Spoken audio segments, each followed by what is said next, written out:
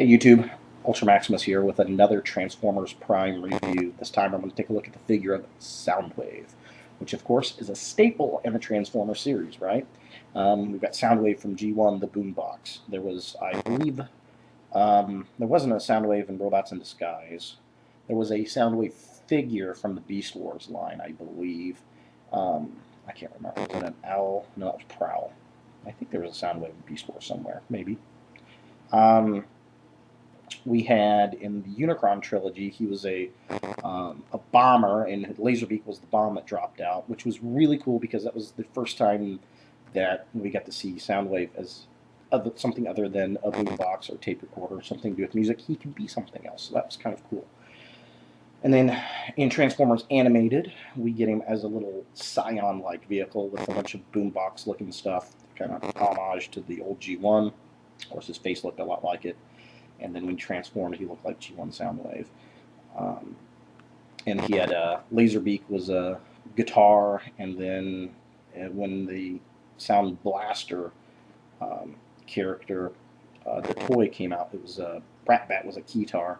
And then we see in one of the episodes, the episode that has both Ratbat and Laserbeak in it, where Soundwave's got the Autobots in a dream type state, and he's trying to reprogram them. Up on the screen, we see him as Sound Blaster, which was very cool. So the great figures. I love those figures from the animated line.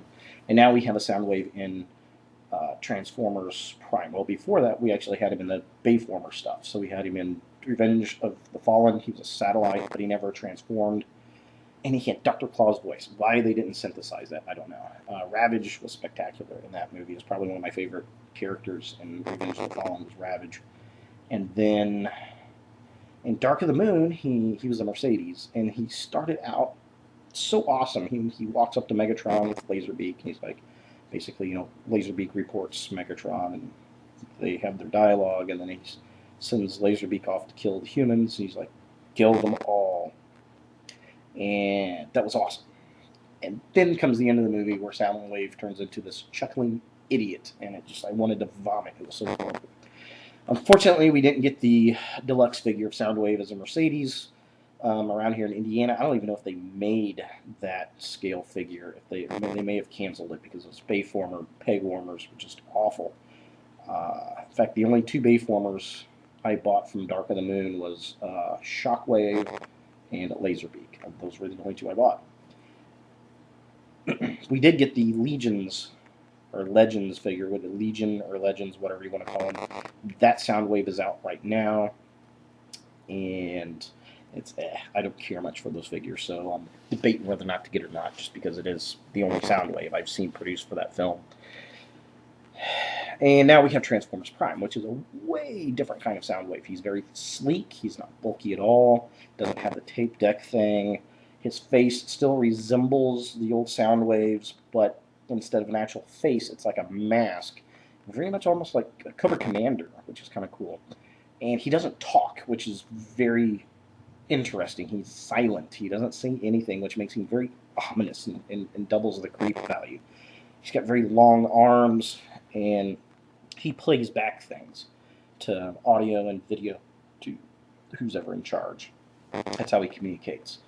And he has Laserbeak, which is actually mounted. It's a mount piece, part of his chest that he can release, and he turns into a drone. So that's very, very interesting, and he's very kick-ass on the show.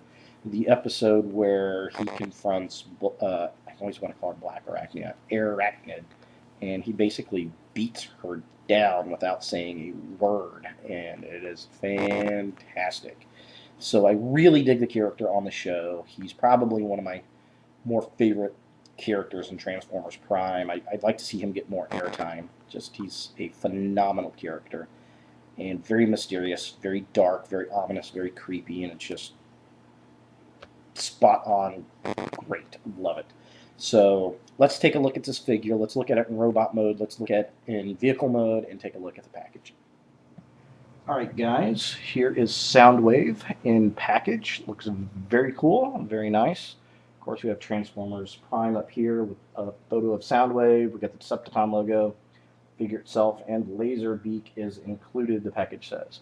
This is a level 2 Transformer. Just kind of got the package here. Very cool. Laserbeak included. Of course, we have our hub sticker, Robots in Disguise, and then Soundwave, the Decepticon. Now, there's something I noticed straight out of the gate, and when I get it transformed, I'm going to confirm this, but up here on the package, Soundwave has a Decepticon logo on his arm, which is the wing. And it's a raised gray Decepticon logo, which he has in the show as well. But looking in the package, I don't see a Decepticon logo. So I guess we'll see when we get it out of the package. Over here on this side, we have got Soundwave's technical data, another picture of Soundwave, and the Decepticon logo. It says that he has the strength of 8, intelligence of 10, speed of 6, endurance of 5, rank of 8, courage of 4, fire blast of 6, and skill of 9. And I'm going to call shenanigans on strength. I don't think he should be that strong, but then again, he did whip Arachnid pretty quick. And I think he should be a lot quicker. I mean, he's a probe jet. So he's only a 6. I think he should be a lot quicker than that. I don't know. Seems a bit off to me. All right. And then we have in package, backside of the package.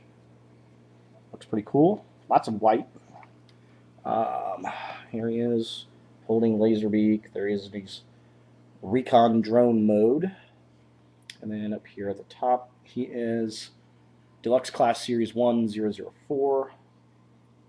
And it says Soundwave is absolutely devoted to Megatron. He uses his ability to intercept any electronic transmission to ensure the supremacy of his leader and the eventual victory of the Decepticons over the Autobots. So that's his little thing. And of course, we've got the usual junk down here at the bottom of the lineup. So there is Soundwave in package. Let's take a look at this guy out of the package. I'm really anxious to see this one. Okay, so here is Soundwave and his drone mode, jet drone mode. Very cool. I will say this is a soft plastic. Some pieces almost rubber-like. Of course, he's got Laserbeak mounted on the back here. I'm going to take Laserbeak off. Close-up of the old Laserbeak. He's pretty simple. Looks about like he does in the show. You can adjust these wings down. I don't know what he is supposed to be. He looks more like a rat bat than a Laserbeak to me, but I guess that's who he is Laserbeak. He's used him multiple times in the show to get Agent Fowler, spied on Starscream. Definitely cool that they've added him, and he is also dramatically different than Laserbeaks we've seen in the past. Although I still say it looks more like a bat. I would have called him Rat Bat, but whatever. But the jet itself looks, I think he looks cooler without Laserbeak on him. He looks very neat, very cool.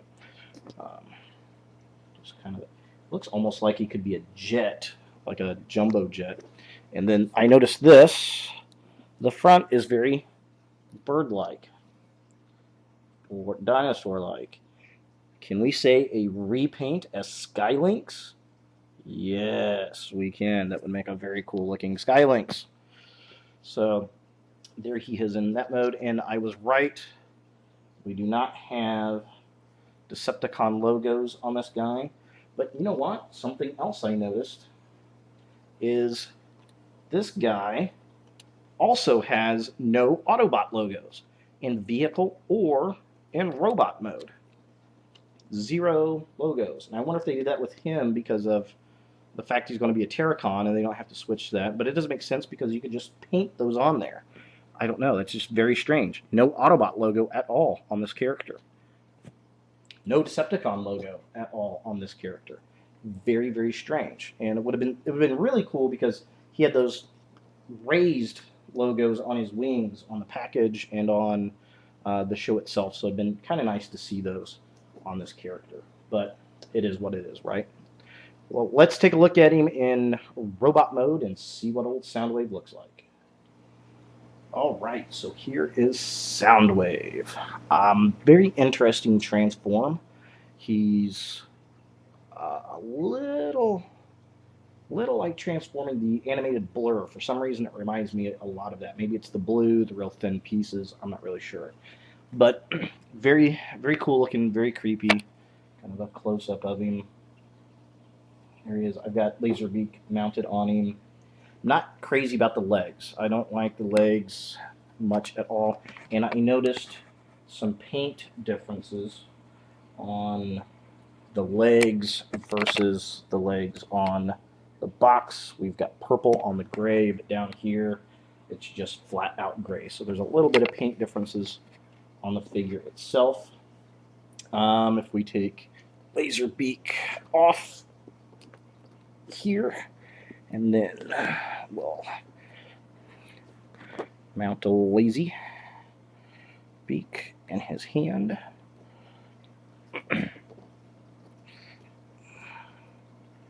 So here he is with Laserbeak. Pretty cool looking. The other thing I'm kind of disappointed in, besides not having our Decepticon logo up here, is on the face. It's pretty much just a black visor.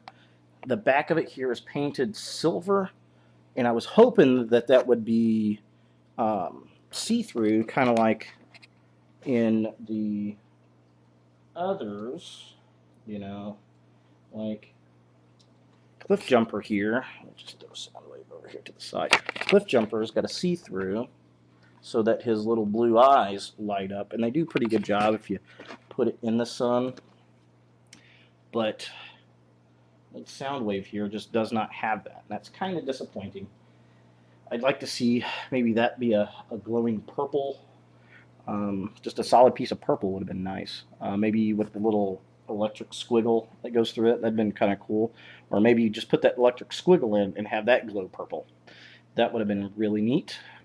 But unfortunately, we did not get that. All in all, pretty decent. His head's spring-loaded, so when you pull the back piece, like, let's see here. Let's do this. So when you want to transform him, you pull this back and his head just kind of pops out, and then that swings in. Kind of one of the gimmicks. This reminds me of the Mech Tech stuff from the movies. I'm sure that's where it came from. That kind of scares me.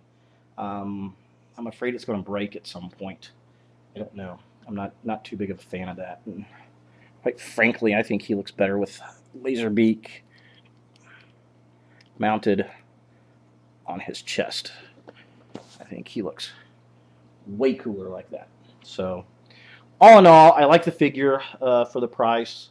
Couple things I wish were on there. I'd like to have seen it with some Decepticon logos. I would like to have seen the little light bar through the mask. That would have been very, very nice. And I'm just a little sketchy on that spring-loaded head. I don't know. Maybe it's just me.